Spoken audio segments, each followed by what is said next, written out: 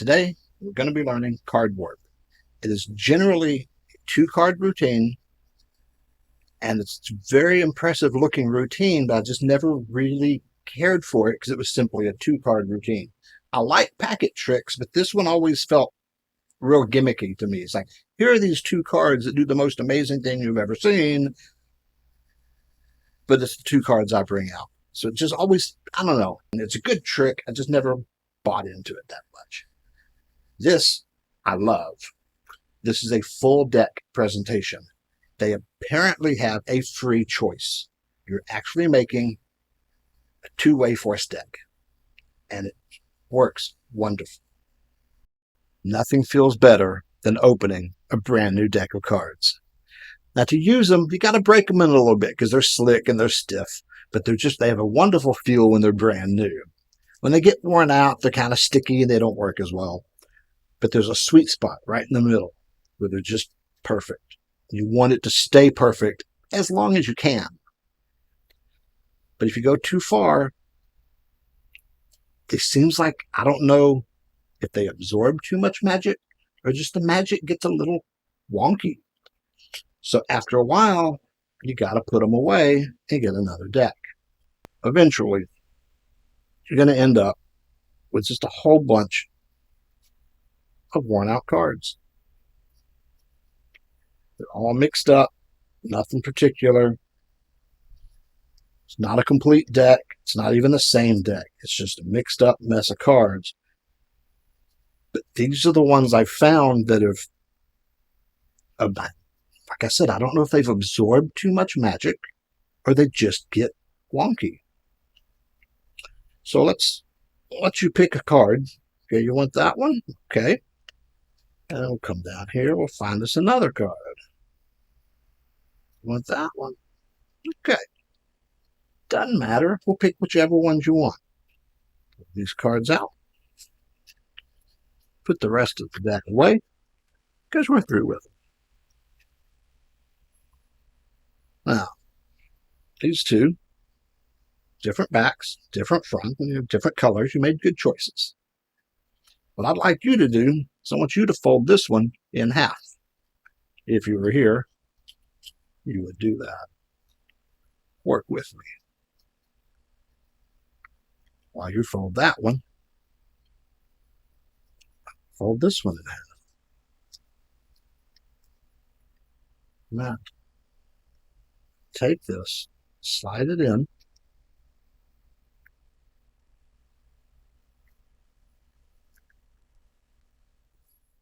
Got two cards.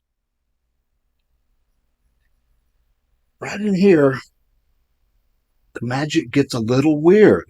You can take the card, and as you push it through, it warps to the other side. So you've got front of the card becomes the back of the card.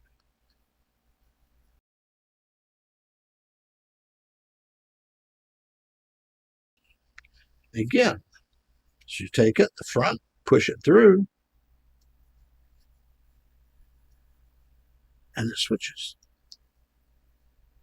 If you're good, you can push it through, get it about halfway, and stop it.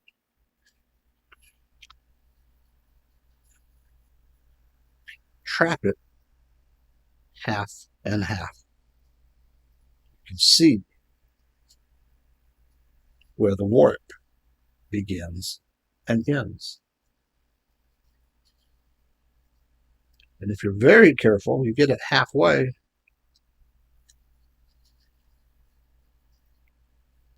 can actually tear it. Capture the card mid warp.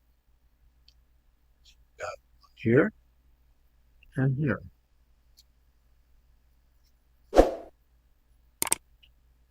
See? Got your jack. Almost makes it. Turn it back over and see if it's in fact the same card. That is card warp. Stay tuned. for instructions on how to make the deck and how to stack it properly, the setup. The secret of the trick, you have 2 cards prepared. Generally, it is done as a 2-card trick. 1 card is normal, 1 card is ripped halfway. You can find the halfway point here and the halfway point here, and you tear it as straight as you can halfway. You put it back together as nicely as you can, but it's still going to show. So you have to, hold it to where they can't see it. As I said, it's generally done as a 2-card trick, and I just never cared for it as a 2-card trick. It's very visual, it's very cool, but I don't know, it just felt weird to me with, here's these 2 cards that do this. Using a whole deck and what appears to be and what feels like a free choice, I thought was a great addition. And once I saw someone do this, I wanted it. So I had a bunch of mixed cards, and I made a deck. Let's see how the deck goes together. Bottom of the deck, I use mismatched cards. Doesn't matter what they are. The bottom of the deck is ungimmicked. I use a joker, and I pencil mark the joker so I don't lose it. I can spot it from either side so I know which half of the deck I'm in. Top half of the deck is the torn cards. Same thing, it's a decent mix, good mix of cards. The torn card, you want to go right down the center halfway. So on bicycle card, it's easy because you've got this heart to that dot, you tear it. Go as straight as you can, but it doesn't have to be perfectly straight. I try and kind of put it back together so it's not as fat, but this side gets fluffy. It does, because they are all torn and stacked. So this side is going to be thicker than this side, but the way you hold it hides it pretty well, so it's not really a problem. So we have ungimmicked cards, the joker with the pencil mark. Gimmicked cards, I start with the tear on the right, and then 1 plain card to hide the tear. When you hold them, one side is fatter than the other, but your finger kind of hides the tear, and because they're different sized cards in this case, kind of helps hide the fact. You can show it, start spreading. You don't want to spread too far because you don't want to show the tear. You spread a little. As you get past the joker, you can spread a little more openly, but don't go like, real close to the chest here and then way out like that, because it looks suspicious. You just you're spreading it, and then towards the end, you spread them a little bit more, and this is what they're going to remember more than the first one. To perform the trick, I grab it here at the tear, and I turn it end over end. I keep the tear on this side, on the right.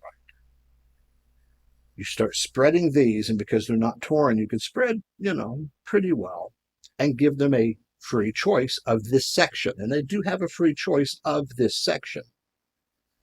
Outjog their choice. As you get past, I can see the little curve right there on the joker, so I know that's the joker. See the little curve of the dollar sign? You don't really need, you just need to know that you've passed it. You don't have to, you don't want to really flash it. As long as you know you've passed it, or you can feel the tear, you'll know when you're there. You want to spread these a little more carefully so you don't show the tear. But you spread these out and let them pick another card.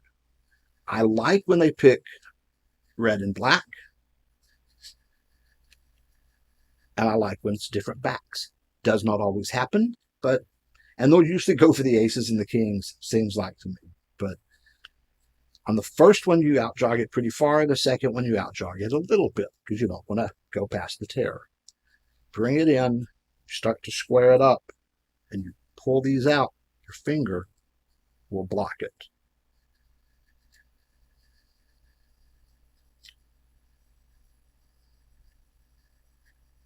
That's how you get to their selection. Now this is like highly gimmicked and really obvious when you set it down. So this needs to be put away, far away.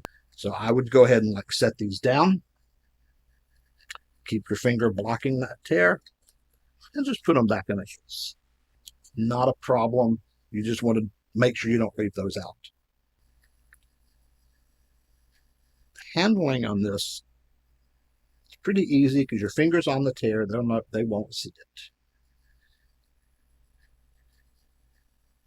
As you pull this off, put your thumb here because you still keep in mind that you can't show the tear. You'll want to fold this card in half this way. If you're doing it close up, and this is a good close up trick, hand this, kind of start to fold it. Say here, you fold this one this way, I'll fold this one. And then what you'll do is you'll hold this part. You got to hold this real tight so it doesn't separate or twist. You want to come right to the edge. You want to make sure that you're not out this way because the tear will show. So you get it a little bit hanging over the other way because you want a little space here to hide the tear. But you put it together, get a good crease on it.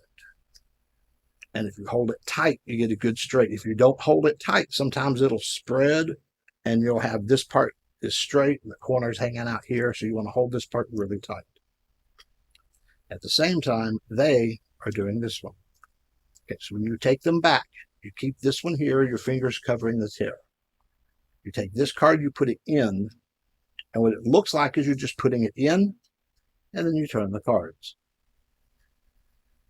What you're really doing is you put this in, you kind of kick this part out. The top gets kicked out a little bit. I'm going to do it a lot, so you know what I mean.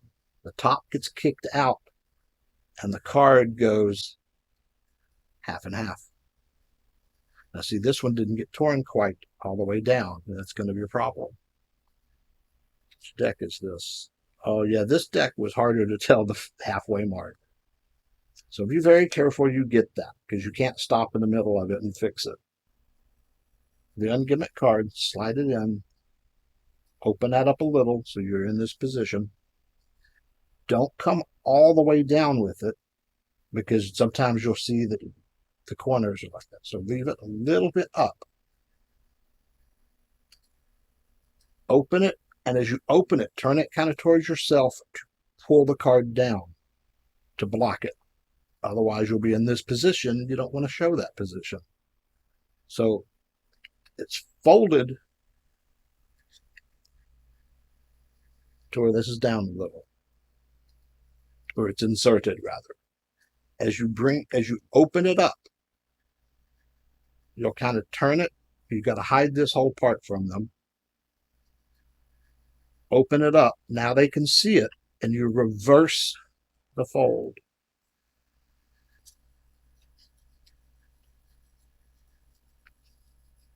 I just checked where it was torn and not quite far enough. That fold just finished tearing it for me. Shouldn't have to do that, but that was a mistake when I made it because I was tearing 26 cards at one time. So what you end up with is the pips here and here. Hold this tight, and you start talking about the magic. It gets weird, cards go funny, however your banter is. I like the part about cards getting worn out and the magic going weird. I just kind of enjoyed that story when I saw it. Fold it, you're in this position. I like to hold it real tight. Start pushing it towards them slowly, and they can see the back of the card showing up. When you get to the edge, you can open a little bit and show them that it's the same card. Instead of pushing it back towards me, I like to flip it over and go back towards them. The aces don't display as well. I don't like the aces as much, but they pick them a lot. Then you can flip it back over, show the pips, because I like this side better, and tell them that you can catch it halfway. Bring it up halfway and pinch it. Now here, you want to pinch it down here at the corner for the coming out. As you slide it over, you keep, the corner hides that tear pretty good. You can bring it out like pretty far. You can go all the way out with it because your thumb still hides it. But you can bring this way out. That's very visual. You can see it. You know, it's a very visual change. And your fingers and thumb is going to cover it so you can show both sides. Bring it back in, tell them stop it in the middle and you catch it. You can feel the fold. You can feel where it's torn and folded. So you go right on that spot to fold it. Back and forth a couple times. And tear. You may not tear it exactly on that first half, but it's usually pretty close. So when you tear it, you can present it, show two halves, open it a little bit so it'll stand up. Both parts to stand up. Pull these off. Show the cards. Unfold them. And see, they kind of go together. Then when you turn it over, they fit back together. Perfect. It's a real visual card trick. I've always thought it was a neat card trick. But until I saw it done with the two-way force deck, that I thought was a genius addition. So that's why I started performing it. I never really performed the trick because it was always, yes, it's gimmicky, but it felt gimmicky to me.